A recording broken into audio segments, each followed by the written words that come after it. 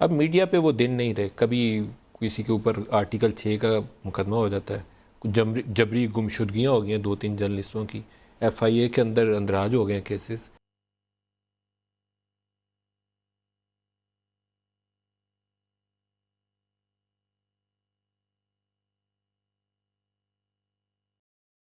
کبھی بھی پاکستان میں اس طرح کی گورنمنٹ نہیں آئی. نہ ہم ٹیلی فون کرتے ہیں سپریم کورٹ کے جج کو یا ججز کو کہ جی یہ فیصلہ دے دو, جو آپ کو پتہ ہے کہ جسٹس کیوم کو ٹیلی فون گیا ہے, وہ تو ریکارڈنگ ہے کہ 3 سال نہیں جی 5 سال کی قید کر دو بے نظیر و نواز کو, یا وہ سیف الرحمان ٹیلی فون کر رہے ہیں جسٹس کیوم کو, یا سپریم کورٹ کو ڈنڈے سے حملے کر رہے ہیں اور پھر بریف کیس چلا رہے ہیں. ہمارے بتائیں کہ کبھی ہم نے کسی قسم کی جوڈیشری میں کوئی انٹرفیرنس کیا؟ کبھی نہیں کی. آپ نیب دیکھ لیں, یہ نیب کو وہ جو پچھلا نیب کا چیئرمین تھا وہ ان کی چوریاں کو بند کر رہا تھا. حدیبہ پیپر مل اوپن اینڈ شٹ کیس تھا, وہ ان کو بچا رہا تھا. یعنی وہ نیب کا چیئرمین کو کنٹرول ایسے کر رہے تھے, ان کے کیسز بند کر رہے تھے. میڈیا نہیں میں آ رہا ہوں ندیم, یہ سارا جمہوریت کا مطلب صرف میڈیا نہیں ہوتا, آزاد عدلیہ بھی ہوتی ہے. جو ادارے ہوتے ہیں وہ اپنے دائرے میں رہ کے فنکشن کریں, یہ اور پھر اس کے اندر میڈیا بھی ایک حصہ آ جاتا ہے. میں یہ کہہ رہا ہوں کہ پاکستان میں یہ ادارے یہ خاص طور پہ شریفوں کی حکومت آپ اٹھا لیں, انہوں نے کبھی اداروں کو چلنے ہی نہیں دیا. سپریم کورٹ کے اوپر کوئی ڈنڈوں سے حملہ کر کے آج تک بچ سکتا ہے؟ بات مجھے پوری کرنے دے, بڑا امپورٹنٹ ہے آپ کے لیے. انہوں نے امیر المومنین بننے کی کوشش کی سارے اداروں کے اوپر بیٹھنے کے لیے. یہ نہیں کہ اس کو کوئی خلاف وہ مدینہ کی ریاست کی کوئی فکر تھی. دیکھیں ہم وہ گورنمنٹ ہیں, نہ عدلیہ کو کسی قسم کا پریشر آپ دیکھ لیں, نہ ہم نے نیب کے اوپر کوئی پریشر ڈالا. نیب نے الٹے ہمارے لوگوں کو پکڑ کے 2 سینئر منسٹر کو, چیف منسٹر کو بلا لیا وہ کیسز پہ جو میرے خیال میں کہ نہیں بلانا چاہیے تھا. ہم چپ کر کے بیٹھے رہے. ہم مجھے یہ بتائیں کہ ہم نے میڈیا پہ جس طرح کی میڈیا کی 2 سالوں میں تحریک انصاف کی حکومت کو جس طرح کی تنقید کی گئی, میں 1988 اس سے پہلے تو آزاد نہیں تھا میڈیا, میں 1988 سے میڈیا فالو کر رہا ہوں. میں آپ کو اب تو بڑا آسان ہے, اب تو ہمارے پاس اس وقت IT آپ بیٹھیں سارے وہ میڈیا کا ریکارڈ اٹھا کے دیکھیں, کمپیوٹر پہ لے آئیں, آپ کوئی گورنمنٹ کو بتا دیں کہ اتنی تنقید ہوئی جو ہمیں 2 سال میں ہوئی ہے. جرنلسٹوں پہ آرٹیکل 6 اور FIA کی تحقیقات اور جبری گمشدگی, آپ ان کو مذمت کرتے ہیں؟ ندیم میں پہلے جبری گمشدگی is something not acceptable in a democratic culture. پہلے بات سن لیں, سب سے پہلے تو فیکٹس اپنے صحیح کر دیں. کبھی کسی حکومت کو 2 سال میں اس طرح کی تنقید نہیں ہوئی جو ہمیں ہوئی ہے. اس کے اندر 2 قسم کی تنقید تھی. ایک تو تنقید تھی ٹھیک ہے جی مشکل حالات میں تھے, جب مشکل حالات میں تو تنقید ہونی ہے. جب آپ کی اکانومی بیٹھی ہوئی ہے تو جو بھی آپ نے کرنا ہے, حالات تو مشکل, لوگوں کے مشکل تھے. لیکن جو پروپیگنڈا ہمارے اگینسٹ کیا گیا, جو فیک نیوز کے اوپر ہمیں نقصان پہنچایا گیا, یہ کبھی کسی حکومت کو نہیں ہوئی. اور میں جانتا ہوں کہ نجم سیٹھی کو جو نواز شریف نے 1998 میں جو مہار پڑوائی اس نے اس کو تنقید کے اوپر, جس طرح انہوں نے حرکتیں کی, کبھی کوئی ہمیں بتائے ہم نے کوئی ایسی حرکت نہیں کی. اب ایک اور میں ایک چیز کہنا چاہتا ہوں, دیکھیں آپ جب میڈیا کو ایک ہی رنگ میں لے لیتے ہیں تو یہ ہو گیا جب ہم پولیٹیشینز ہیں جی, پولیٹیشین میں اچھے برے پولیٹیشینز ہیں, ذہین اور 2 نمبر جبری گمشدگی اور آرٹیکل 6 تو پھر بھی نہیں بنتا تھا. نہیں میں پہلے مجھے نہیں پتا یہ آرٹیکل 6 کی, لیکن میں پہلے جبری گمشدگی بھی پہلے میں یہ کلیئر کرنا چاہتا ہوں کہ آپ اچھے جرنلسٹ کی توہین کرتے ہیں جب آپ سب کو اکٹھا کر دیتے ہیں. لیکن as prime minister I would really appreciate کہ اگر آپ یہ کنڈیم کریں کہ جبری گمشدگی نہیں ہونی چاہیے. پہلے ندیم مجھے یہ واضح آپ کرنے دیں, یہ ایک بہت بڑا ایک آپ نقصان پہنچا رہے ہیں پاکستان کے میڈیا کو. جب آپ سارے میڈیا کو ایک ہی کٹہرے میں کھڑا کر دیتے ہیں, اس میں اچھے برے کی تمیز ختم ہو جاتی ہے. کئی میڈیا ہاؤسز کا بڑا زبردست رول رہا ہے, کئی میڈیا ہاؤسز کا اچھا رول نہیں رہا.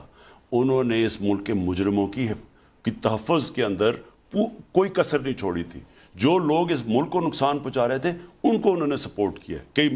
تو آپ ایک ہی ساروں کو کر دیں گے میڈیا ہاؤسز کو. اسی طرح کئی جرنلسٹ نے بڑی زبردست اس سارے مشکل وقت کے اندر انہوں نے ملک کی قوم کے مفادات کی حفاظت کی ہے. ان کو ادھر ہی کھڑا کر دیں گے جنہوں نے پیسے لے کے اپنے ضمیر بیچے ہیں. لا آف دی لینڈ کے مطابق تو ہو سکتا ہے, جبری گمشدگی پھر بھی نہیں ہو سکتی. کیا جبری, کیا بات کر رہے ہیں آپ؟ سر ابھی متی اللہ تھا, ایک دو اور جرنلسٹ ہوئے, آرٹیکل 6 میں آپ کو یقین دلا رہا ہوں کہ نام ہم نے کسی صورت, نام ہمارا, میری گورنمنٹ کا کوئی ہاتھ تھا متی اللہ میں, جو بھی ہوا ہمارا کوئی اس کے اندر ہاتھ نہیں تھا, اور کوئی بھی ایسی چیز میری گورنمنٹ کر ہی نہیں سکتی. ہم نے دیکھیں, اگر ہم نے یہ سارا برداشت کر رہے ہیں تنقید, ہم چاہ کے کسی جرنلسٹ کو اٹھا کے مجھے بتاؤ, مجھے متی اللہ جان کو ہمیں کیا فائدہ؟ نقصان ہی نقصان اٹھانے کا. بیڈ نہیں ملتا جرنلسٹ, ہمیں کیا فائدہ اس کو؟ وہ مجھے کون سا کوئی نقصان پہنچا رہا تھا کہ میں اسے اٹھا کے کر دوں یا کسی اور کو ہم کریں. ایک اور جو بڑا سوال ہے وہ آپ نے سپریم کورٹ اور عدلیہ کی آزادی کے اوپر کیا, وہاں قاضی فائز عیسیٰ والا کیس ہے. آپ کی حکومت کی اس کے اوپر کیا پوزیشن ہے؟ دیکھیے جی, ایک سمپل چیز تھی, ایک جو ایسٹ ریکوری یونٹ ہے اس کے اندر ایک چیز آتی ہے, وہ ہم بھیج دیتے ہیں عدلیہ کو کہ عدلیہ خود فیصلہ کر لے اس کے اوپر. دیکھیں, یا تو فیصلہ کر لیں کہ کوئی ہولی کاؤز ہے اس ملک میں, تو میں نے آپ سے شروع میں ہی کہا کہ احتساب تو کراس دا بورڈ ہوتا ہے, اس میں آپ اگر جس وقت امتیاز کرتے ہیں وہ احتساب نہیں رہ جاتا. تو ہمیں ایک چیز آئی, ہم اب ایسٹ ریکوری یونٹ کا مطلب کیا ہے کہ ہم ہر جگہ سے انفارمیشن لے رہے ہیں, جس میں شہباز کی, یہ جو شہباز کے سارے کیسز آئے ہیں سامنے, یہ جو ان کے فیک اکاؤنٹس آئے ہیں, یہ سارے اسی میں پکڑے گئے ہیں نا, کہ ہمیں وہ انفارمیشن آئی تو ہم نے آگے بھیجی, تو اسی طرح یہ انفارمیشن آگے بھیج. لیکن ہم نے تو کچھ نہیں کیا, ہم نے تو عدلیہ کو بھیج دیا کہ آپ فیصلہ کر لیں. آپ کا ایک چیز قابل تعریف لگتی ہے, وہ جب آپ بار بار ذکر کرتے ہیں کہ یہاں پر مدینہ کی ریاست والا ماحول ہونا چاہیے. شاید اس میں آپ کو ٹائم لگے گا کامیابی تک پہنچتے, لیکن ابھی ریسنٹلی آپ کے ایک دو بیان میری نظر سے گزرے, چاہوں گا کسی پروگرام میں اس کی وضاحت ہو جائے, کہ عریانیت جو ہے یا فحاشی معاشرے میں جو پھیل رہی ہے, یہ ریپ کے کیسز ہو رہے ہیں, اس کے اوپر آپ چاہتے ہیں کہ کریک ڈاؤن کیا جائے. کیا ذہن میں آپ کے؟ دیکھیں ندیم, پہلے تو یہ ہمارے لوگ ریئلائز نہیں کرتے کہ جس کو جو بھی مغرب کے اندر ہوتا ہے وہ پروگریس نہیں ہے. ماڈرنائزیشن اور ویسٹرنائزیشن ایک چیز نہیں ہے. علامہ اقبال کی جو سب سے بڑی ان کی کوالٹی تھی اور ان کا جو ایک جینیس تھے, انہوں نے 1920s اور 30s میں جو مغرب کے معاشرے کی انڈرسٹینڈنگ کی اور جو اپنے اسلامی معاشرے کی, اور انہوں نے پھر ان کی جو طاقت تھی وہ بھی بیان کی اور ان کی کمزوریاں بھی بیان کی. ناظرین کرام, عمران خان صاحب انٹرویو دے رہے تھے ندیم ملک صاحب کو. آپ نے دیکھا کہ عمران خان پر ندیم ملک صاحب نے انتہائی سخت سوالات کیے. عمران خان نے انتہائی تحمل کے ساتھ ان سوالات کو سنا اور اس کا جواب دیا. اگر ماضی کی بات کی جائے, عمران خان کے دور حکومت کے اندر بھی میڈیا پر بہت زیادہ قدغنی تھی, لیکن جو آج کل ہو رہا ہے اتنا ظلم نہیں تھا اس وقت بھی.